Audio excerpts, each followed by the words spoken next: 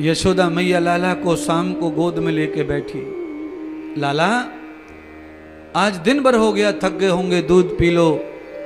अब तो भगवान दूध पी नहीं रहे। क्यों नहीं पी रहे? क्योंकि भगवान ने संकल्प ले लिया है, मन ही मन मैया दूध नहीं पीऊंगा। आज भगवान को सुंदर खट्टा मीठा मिला खाने को, तो भगवान का जो चित्त है वो मक्खन में लीन हो गया। अब तो भगवान चुपचाप घर से उठ के चले जावे गोपीन के घर में, और वहां चुपचाप जाकर माखन मांगे, मिश्री मांगे, दही मांगे। जिस सेठ के घर में 9 लाख गायों का पालन होता और दुनिया भर का मक्खन बनता, फिर भी भगवान गोपियों के घर पे जाके ही मक्खन खाते। क्यों? बात ये नहीं है कि हमारे घर में कितना धन है और कितना भोजन है। बात यह है कि आदमी का मन कहाँ लगता है, चित्त कहाँ लगता है, अच्छा कहाँ लगता है, आदमी वहीं जाना और खाना और रहना पसंद करता है। बच्चे को खाने पीने से ज्यादा बच्चे को पुचकारना और प्यार की आवश्यकता पड़ती है। गोपियों ने भगवान को जो प्यार दिया है वो प्यार भगवान को घर में नहीं मिलता। एक दिन हो गया, 2 दिन हो गए, 3 दिन हो गए, अब भगवान बिल्कुल भी घर का नहीं खा रहे। रोज भाग जाते हैं, रोज भाग जाते हैं। मैया ढूंढती रह जावे, इंतजार करती रह जावे और वो भाग जाते। और फिर पता चलता कि फलानी के घर खा के आए, ढिकानी के घर खा के आए। यशोदा मैया तुम्हारी तरह ही सोचती थी, दिल्ली की औरतें जैसा सोचती है ना, वैसी यशोदा भी सोचती थी। वो कहती थी आज तो खा के आ गया है कलावती के घर, लीलावती के घर। परसों जब ये बताएगी चौराहे पर आ करके कि फलानी को छोरा हमारे घर आवे खावे के लिए, तो मेरी तो नाक कट जाएगी। ऐसा सोच के मैया परेशान। ऐसा नीच कोई नहीं है बंधुओं। 1-2 साल का बच्चा दुश्मन के भी पड़ोस में चला जाता है तो वो कभी बोल के नहीं दिखाते कि उसका बच्चा आया खाया ना। इतने दुष्ट बुद्धि किसी की नहीं है। पर यशोदा को यह लगता था कि कोई उलाहना न दे, और यशोदा समझाती थी लाला ये गोपियां बड़ी सयानी हैं, थोड़े दिन प्यार करेंगी, बाद में उलाहना देकर तेरी मां को रुलाएंगी, नीचा दिखाएंगे। तू क्यों जाता है? हमारे घर क्या कमी है? तो आज मैया ने लाला के दरवाजे लगा दिए चारों तरफ से, जाने का मौका नहीं छोड़ा। तो भगवान को लेकर बैठ गई, आज तो मैं तुझे घर में ही खिलाऊंगी, जाने नहीं दूंगी तुझे। रोक लिया। दूध काढ़ कर लाई, दूध गर्म किया, दही जमाया, माखन जमाया, चलाकर माखन निकालने लगी मैया। गोद में लिटा करके मटकी से उंगली से ताजा ताजा माखन खिला रही है और पूछ रही है अब बोल तेरी माँ का माखन अच्छा है कि गोपियों का माखन अच्छा है? तो भगवान को मैया की प्रशंसा करनी पड़ी। मैया तेरो तो ताजा माखन है, आज तेरा माखन बहुत अच्छा है। मैया खुश हो गई। पर भगवान तो भगवान ने कहा परीक्षा तो ले ले मैया की। तो भगवान ने परीक्षा ली है। भगवान कैसी परीक्षा ले रहे हैं आज मैया की? कैसी परीक्षा? तो चूल्हे पे जो दूध रखा था भगवान ने अपनी जादू से कहो या चमत्कार कर दिया, चूल्हे में अग्नि पैदा कर दी, दूध गर्म होके उफन गया और दूध चूल्हे में फैलने लगा। तो भगवान ने जोर से चीखा, चिल्लाया, मां अरे मैया तेरे चूल्हे पे रखा हुआ दूध फैल गया है, उफन गया है। मैया की नजर पड़ी, चूल्हे पे दूध फैला, उफना। लाला को गोद से पटक दिया और दौड़कर दूध पर गिरी जाकर दूध को उठाया। ध्यान भूल गई, पल्लू पकड़ा नहीं, बिना कपड़े के उठा लिया भगोनी को। तो गर्मा गर्म उंगली जल गई महाराज, उंगलियों में छाले पड़ गए, उंगलियों से मटका छूट गया दूध का, दूध फैल गया, पूरा नुकसान हो गया। आपको मालूम होना चाहिए पहले दूध फैल जाने को ही अपशगुन मानते थे लोग। अगर घर में दूध फैल गया, दूध का शीशा टूट गया, ये सब बुरे संकेत हैं, घर में खराब संकेत हैं, कलेश होगा घर में दूध फैल गया तो, ऐसा मानते थे पहले। और सच बात है बिल्कुल। दूध फैला तो मैया को टेंशन आ गया, मारने को दौड़ी लाला को। लाला ने लात मार करके वो दही की चलामनी भी लुढ़का दी, मटका भी लुढ़का दिया। इधर दही उधर दूध। अब तो माँ बहुत क्लेश में आ गई, डंडा उठा लिया और कान्हा के पीछे भागने लगी। कान्हा आगे आगे, मैया पीछे पीछे।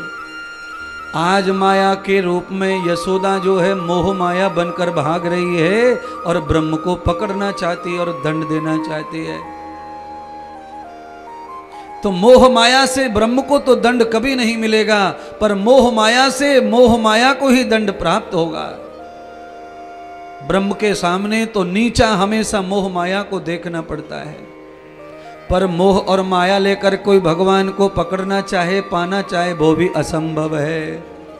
मोह और माया छोड़ के भगवान को पकड़ा जाए, कोशिश की जाए तो संभव है, पर मोह माया के साथ संभव नहीं है। अधिकार, बलवान, अहम के साथ भी संभव नहीं है।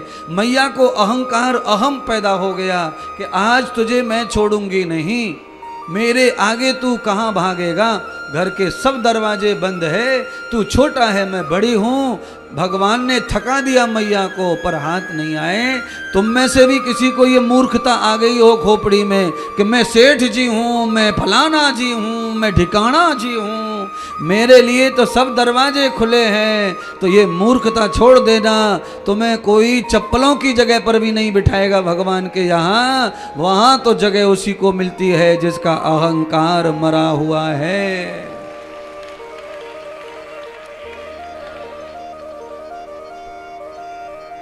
पाके गुरु का ज्ञान, पाके गुरु का ज्ञान जीवन में कुछ कर जा, पाके गुरु का ज्ञान जीवन में कुछ कर जा।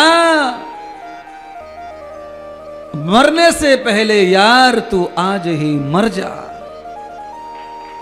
गुरुजी कह रहे महाराज ये क्या कर रहे हो महाराज, अभी तो 2 घंटे बाकी है महाराज, अभी क्यों मरवा रहे हो, पूरी सुन लें दो, 4:30 बजे मरने का बोलना,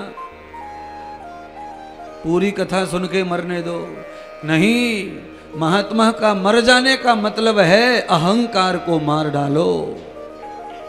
अज्ञान अहंकार मर जाए तो कथा और ज्यादा फल प्रदान करेगी। कुछ लोग तो इतने अहंकारी होते हैं कि उन्हें कथा में अगर आगे आने नहीं दिया, रोक दिया, तो वो कथा ही नहीं सुनते, लौट के चले जाते हैं घर। उनको लगता है पीछे बैठ के कथा सुनी तो हम तो छोटे आदमी हो जाएंगे। अरे बाबा, कथा के दरवाजे पर आने का भी मौका मिला है और दूर से भी दर्शन मिल गया महात्मा का और कथा का, तो भाग्य समझो बड़े हो गए, बहुत बड़े।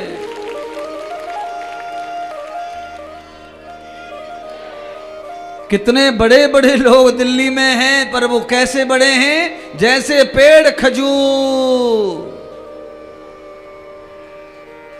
अपने बड़मपन में अटक के जिंदगी जी रहे हैं, आ नहीं सकते कथा में, क्योंकि उनका बड़मपन आने ही नहीं देगा। राष्ट्रपति भी तो यहीं रहते हैं, दिल्ली में कहाँ रहते हैं राष्ट्रपति बताओ? और क्या काम है राष्ट्रपति के पास में ज्यादा? साइन सिक्का करने का काम है, आशीर्वाद देने का।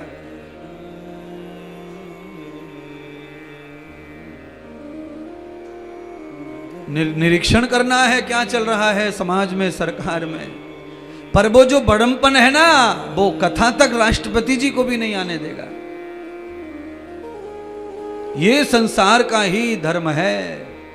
जब बड़मपन मिलता है, ऐश्वर्य मिलता है, तो भगवान के कार्यों को करने में व्यक्ति असमर्थ हो जाता है, मजबूर हो जाता है।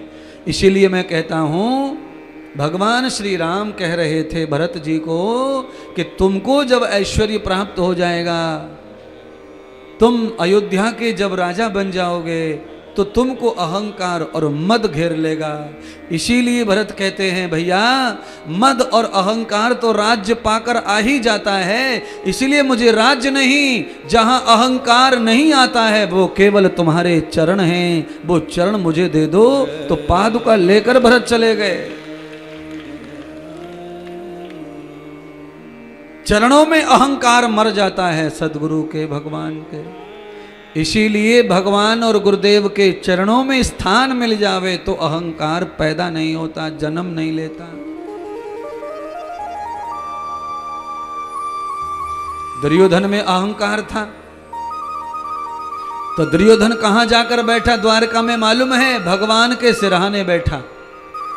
बराबर अर्जुन का अहंकार मरा हुआ है तो अर्जुन कहां बैठा? चरणों में जाकर बैठा। तो भगवान की नजर किस पे पड़ेगी जब भगवान सोकर उठेंगे? तो जो सिर पर बैठा उस पे पड़ेगी कि चरणों में बैठा उस पे पड़ेगी? सीधा है। हम लोग जब सो के उठते हैं तो हमारा सीधा फोकस सामने ही होता है महाराज। इसीलिए मुझे लगता है कि तुम सबको प्रभु के चरणों में ही बैठकर रहना है। नौकरी करो, व्यापार करो, धन बढ़ाओ, कर्म बढ़ाओ, नाम बढ़ाओ, पर प्रभु के चरणों से जगह न हट जाए, इसका भी ध्यान रखो। गुरुदेव कहीं चरणों से दूर ना कर दें, उसका भी ख्याल रखो। भाई साहब, गुरुदेव के चरणों से भी हटके दुनिया में कहीं जगह नहीं है। फिर केवल भटकते रहना पड़ेगा जिंदगी भर, रोते तड़पते। भले ही अज्ञान बस, अहंकार बस, ईगो बस, आप अपने आप को कुछ भी कहना, पर आपका दिल ही जानता है कि गुरु से अलग होकर के आदमी को कुछ नहीं मिलता, कुछ नहीं रहता उसके जीवन में। गुरु क्या है? अमृत की खान है। भगवान ब्रह्म सच्चिदानंद कृष्ण और राम, स्वयं भगवान ब्रह्मा विष्णु महेश दत्त के रूप में सब पधारे, पर इन सभी अवतारों ने गुरु की महिमा को बढ़ाया। सब ने गुरु पूजा की, सब ने गुरु के चरणों की सेवा की। महाराज, गुरु की महानता कितनी है, न बोली जा सकती न लिखी जा सकती है। तन मन धन सब कुछ अर्पण हो जाए गुरु के लिए तो भी कुछ नहीं हुआ उनका ऋण चुकाने के लिए। उनकी एक दृष्टि हमारी सृष्टि बदल देती है, जीवन बदल देती है। हम उनको कितना खुशी दे दें वो सब कम है।